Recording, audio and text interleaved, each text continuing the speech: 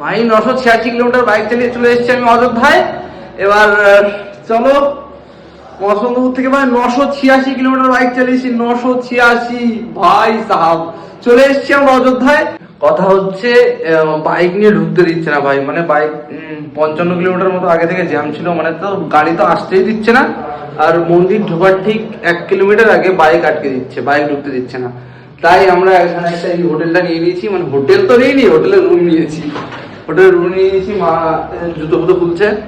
আমরা এখনই তাড়াতাড়ি ঝটপট রেডি হয়ে কোনো রকমে চলে যাব রাম মন্দির। দেখো ভাই 2024 সালে হওয়া সব থেকে বড় প্রজেক্ট আমাদের রাম মন্দির, 1800 কোটি টাকা ভাই। আমি ঠিক বলছি 1800 করোড় ভাই সাহাব। 1800 কোটি টাকার প্রজেক্ট এই যে ভাই দেখতে যাচ্ছি আমরা।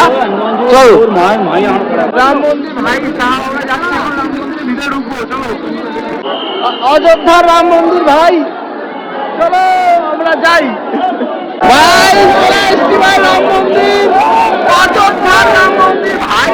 চলো অবস্থা ভাই, লাখ লাখ মানুষ ভাই এখানে, 4-5 কিলোমিটার এতক্ষণ ধরে পুরো মাথা খারাপ ভাই। দেখো প্যান্ডেল বলছি, সরি মন্দিরটা, রাম মন্দির ঢুকে গেছি।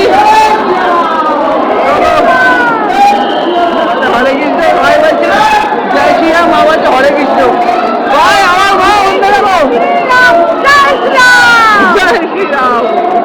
আমার ভাই অ্যাকশনই আলাদা ভাই, সবাই বলছে জয় শ্রীরাম, মা বলছে হরে কৃষ্ণ, অন্যরকম ভাই।